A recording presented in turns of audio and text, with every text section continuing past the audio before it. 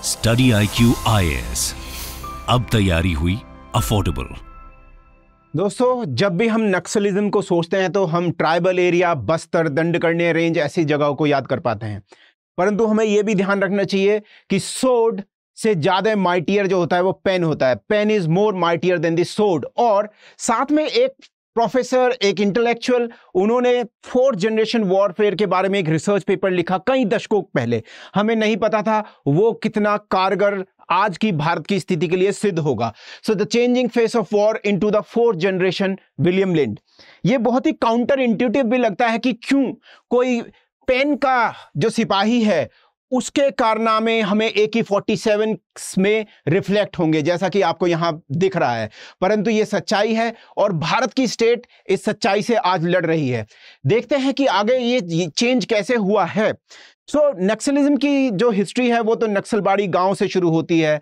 We know that there has been the feudal type of setup in India, और वहां पर कुछ लोग अपने ही जमींदारों के खिलाफ क्या करते हैं, विद्रोह करते हैं। और वहां से ये मूवमेंट धीरे धीरे माओ की आइडियोलॉजी को एमलगमेशन होके आगे बढ़ता है और भारत के लगभग 1/3 राज्यों में फैल जाता है। और इसका जो प्रारूप है वो भी चेंज हो रहा है। ये अपने को मेटामॉर्फाइज कर पा रहा है और हमारी आज की स्टेट के लिए ये बहुत बड़ा चैलेंज है, आज के हमारे भारत के लिए। रीजन बीइंग कि the war is with in, the enemy is with in. बाहर से किसी को अटैक करने की जरूरत ही नहीं है। दोस्तों, पब्लिक एडमिनिस्ट्रेशन में हम इंटरनल सिक्योरिटी, इसके साथ साथ डेवलपमेंट एस्पेक्ट्स पढ़ते हैं, साथ में हम स्टेट गवर्नेंस के बारे में पढ़ते हैं। पब्लिक एडमिनिस्ट्रेशन का बैच जो है वो 31 मई तक क्लोजिंग हो रहा है। आप अपना एडमिशन इंश्योर करा लीजिए। SC लाइव कोड का यूज करिए। SC लाइव, जो मेरे नाम के इनिशियल हैं शेखर चौधरी, और साथ में आपको अच्छे डिस्काउंट पे 15,999 पे आपको अपना एडमिशन कराने का मौका मिलेगा। So do not wait and ensure your admission into the current running batch which is up to the admissions are closing till the date of 31st May. We will have live classes on a daily basis, previous year questions, paper discussion and answer writing. There are 12 full length tests, 12 tests, among them 8 are sectional and 4 are full length. So इसके अलावा hand written note, इसके अलावा PDF के note, crux notes, आपको सब कुछ पूरी guidance यहां पर मिलने वाली है। आगे बढ़ते हैं। P. चिदम्बरम जी एक प्रेस कॉन्फ्रेंस करते हैं और चिंता की लकीरें उनके चेहरे पे दिखाई देती हैं। और गवर्नमेंट ऑफ इंडिया में होम मिनिस्ट्री रहते हुए अराउंड लगभग 10 से 12 साल पहले, अब से 2010-11 में, उस समय इस बात को ये बार बार दोहराते हैं कि इंटेलेक्चुअल्स का जो सपोर्ट है, that is the main reason why we are not been able to subdue the challenge that Maoism has given to us, the Indian state। यहां पर आपको डॉक्टर विनायक सेन दिखाई दे रहे हैं, और डॉक्टर विनायक सेन एक बहुत ही जाने माने डॉक्टर हैं, पीडियाट्रिशियन हैं, साथ में एक ह्यूमन राइट्स एक्टिविस्ट भी हैं। इनको लंदन में गांधी पुरस्कार के लिए बुलाया जाता है और ये उस समय जेल में होते हैं। लाइफ टर्म मिलता है इनको नक्सल्स को सपोर्ट करने के लिए। ऐसा क्या हो रहा है कि भारत के सपूत, भारत मां के सपूत, जो कि अपने ही स्टेट के अगेंस्ट वॉरफेयर में यूज हो रहे हैं या उसको चैनलाइज कर रहे हैं। जैसा मैंने कहा था कि pen is mightier than the sword.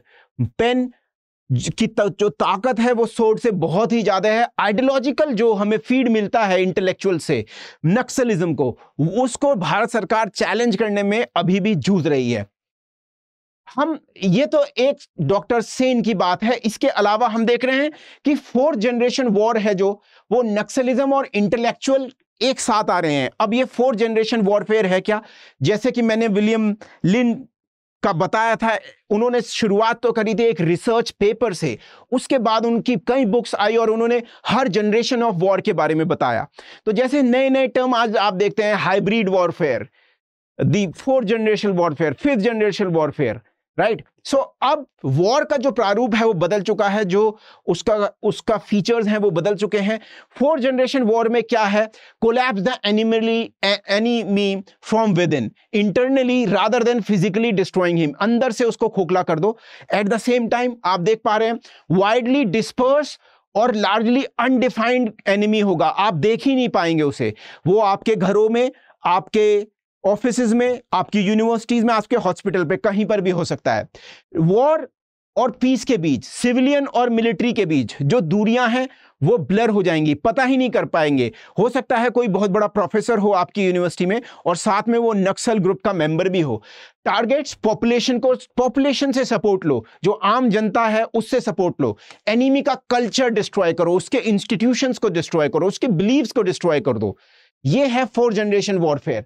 यहीं पर हमें देखने को मिलता है कि enemy is with in urban Naxals. ये क्या है अर्बन नक्सल्स? ये जो टर्म है, ये शुरुआत इसकी कुछ सालों पहले ही होती है और Vivek Agnihotri, Buddha in the traffic jam, अपनी किताब भी लिखते हैं, एक लेक्चर भी देते हैं, साथ में ये टर्म धीरे धीरे यूज होने लगता है। बल्कि भारत सरकार ऑफिशियल डॉक्यूमेंट्स में अभी ये टर्म यूज करने से हिचक रही है। सॉलिसिटर जनरल जरूर ये कह चुके हैं सुप्रीम कोर्ट में कि अर्बन नक्सल्स जो हैं वो चाहते हैं कि उनका इलाज जो हो हॉस्पिटल में अपने घर पे ही रह के हो, वो होम कन्फाइनमेंट चाह रहे हैं, जेलों से निकलना चाह रहे हैं।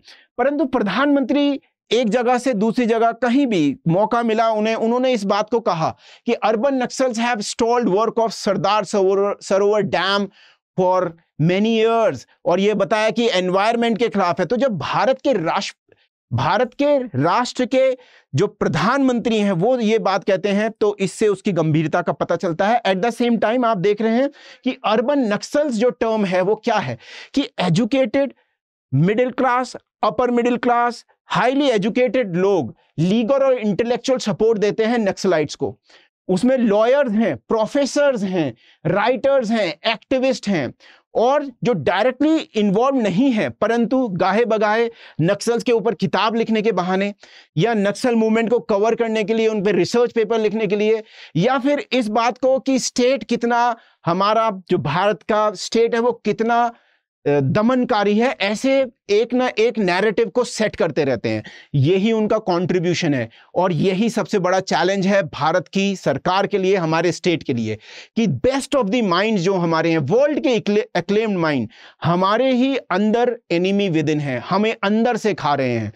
अब उनका भी एक व्यू पॉइंट है और उस व्यू पॉइंट को हमें देख लेना चाहिए। तो यहां पर आपको very acclaimed writer Arundhati Roy दिख रही हैं और गॉड ऑफ स्मॉल थिंग्स जैसी किताबें लिख चुकी हैं। डॉक्टर अंबेडकर के ऊपर सेंट एंड द महात्मा और डॉक्टर अंबेडकर की जो एनिहिलेशन ऑफ कास्ट, उसके बारे में प्रीफेस लिखा। उस किताब को रिसेंट ईयर्स में, लास्ट डिकेड में दोबारा से इन्होंने पुनर्जीवित करा। साथ में इन्होंने गार्डियन न्यूज़पेपर में कुछ आर्टिकल्स लिखे, गांधी विद गन्स। आप गांधी जी को क्या गन्स के साथ इमेजिन कर सकते हैं? ये एक AI जनरेटेड पिक्चर है जो कि एक आर्टिस्ट ने बनाई है, जी न्यूज के पोर्टल से पे अपलोड हुई, और ऐसे कई उस आर्टिस्ट ने AI जनरेटेड गांधी जी की पिक्स बनाई है जो कि उनकी विचारधारा के बिल्कुल बिल्कुल विपरीत हैं, right? But still Gandhi ji is holding gun. जो अरुंधति रॉय कह रही हैं कि जो ये नक्सल्स हैं ये भी, इनको ये एंटी नेशनलिस्ट नहीं मानती हैं, नक्सल्स को ये एंटी नेशनलिस्ट नहीं मानती हैं। क्लाशनिकोव राइफल्स हैं इनके पास, मोस्टली लूटी हुई या विदेशी ताकतों द्वारा सप्लाई करी हुई। यहाँ 303 भी दिख रही है, महिला कैडर भी दिख रही हैं। बट ये और ये पिक्चर एक साथ नहीं जाती है। क्यों नहीं जाती है? क्योंकि बाद में जब इनके उस राइटअप को इन्होंने 5 सीरीज में गार्डियन न्यूज़पेपर में लिखा, गांधी बट विद गन्स। इनका कहना था, जब उस पे अप्रोर हुआ इंडिया में, तो इनका कहना था इन्होंने कभी भी नक्सल्स को वायलेंट स्ट्रैटेजी सपोर्ट करने के लिए उकसाया नहीं, ना ही सपोर्ट किया। परंतु ये जो नक्सल्स हैं ये ज्यादा गांधीयन हैं क्योंकि ये एनवायरमेंट फ्रेंडली हैं, राइट? ये एनवायरमेंट फ्रेंडली हैं। ये जो हमारा कंजम्पशन का पैटर्न है उसमें गांधीयन वे ऑफ लाइफ जीते हैं। परंतु ये कहीं ना कहीं एक लेजिटिमेसी देने वाली बात भी लगती है, और ऐसे ही हमारे ही देश के जो नागरिक हैं वो हमारे लिए चैलेंज बन रहे हैं। बाद में अरुंधति रॉय जी की जो स्पीच थी, जो राइटअप था, उसको एक मैगजीन ने छापा और बोला कि अरुंधति रॉय जी ने बोला है कि गांधीयन विद गन्स, पर बाद में उस गांधीयन विद गन्स ऐसा नहीं था, इन्होंने बोला गांधी बट विद गन्स। ये इन्होंने कहा कि ये मैंने कभी नहीं बोला, और इनकी जो स्पीच है, जो इनका राइटअप है, वो भी इन्होंने उपलब्ध कराया। बाद में उस मैगजीन ने क्लैरिफाई किया कि हाँ ऐसा नहीं बोला, बट स्टिल वहां पर उन्होंने जो एनवायरमेंट वाला एंगल है वो अपना बताना चाहा। एट द सेम टाइम आप देखेंगे कि रिसेंट ईयर्स में भी ये बात लगातार बढ़ती ही रह रही है कि अरुंधति रॉय जी ने एक और आर्टिकल लिखा मैगजीन में, उन्होंने कहा I still support Naxalism and I do believe Naxalism या नक्सलाइट जो है वो आइडियोलॉजी जो है और जो लोग हैं वो एंटी नेशनल नहीं है, बल्कि जो हमारी स्टेट है वो एक हेजेमोनिक स्टेट है, वो दमनकारी स्टेट है। उसने क्या किया है, वो एंटाई पीपल है और एंटाई ट्राइबल है। इसकी वजह से ही वो क्या करते हैं, इन लोगों का सपोर्ट करते हैं। एक आर्गुमेंट है, इंटेलेक्चुअल आर्गुमेंट है, परंतु हमें ये देखना है ये हमें लेके कहां जा रहा है। ये है तो आर्गुमेंट। यहां आप देखते हैं कि एक जो हमारे कॉन्वॉयज हैं, हमारे जवानों के वो उड़ा दिए गए हैं। हमारे जवान यहां पर आके चीजों को देख रहे हैं, अटैक हो चुके हैं। और साथ में हम देखते हैं कोबट गांधी जो दून स्कूल देहरादून के पढ़े हुए हैं, बहुत अक्लेम्ड पर्सन है, उनको 10 साल की सजा मिल जाती है और जेल में रहते हैं और एक्विटल होता है, फिर भी स्टेट पकड़ के जेल में डाल देती है। और प्रोफेसर साई बाबा जो कि इंग्लिश के प्रोफेसर हैं और इनको भी सजा मिलती है, यूएपीए में ये कन्विक्ट होते हैं, फिर बॉम्बे हाई कोर्ट इन्हें छोड़ देता है, पर सुप्रीम कोर्ट इसको टर्न डाउन कर देता है। पिछले 1 साल में ही ये घटना हुई है। क्यों इतने बड़े पढ़े लिखे लोग, समृद्ध लोग, इंटेलेक्चुअल लोग अपनी एनर्जी को नक्सल्स को सपोर्ट करने में लगा रहे हैं?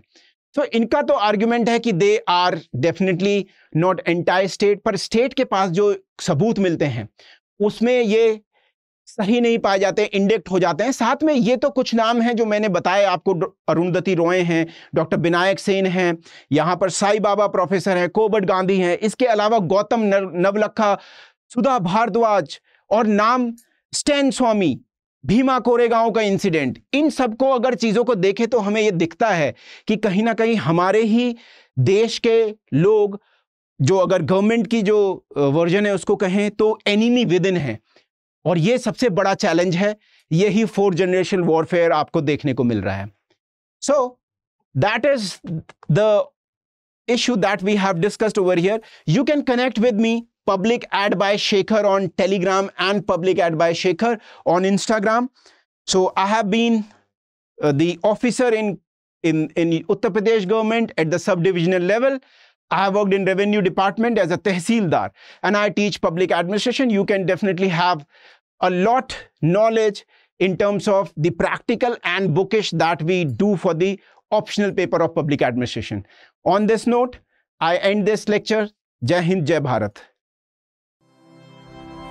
स्टडी IQ IAS अब तैयारी हुई अफोर्डेबल।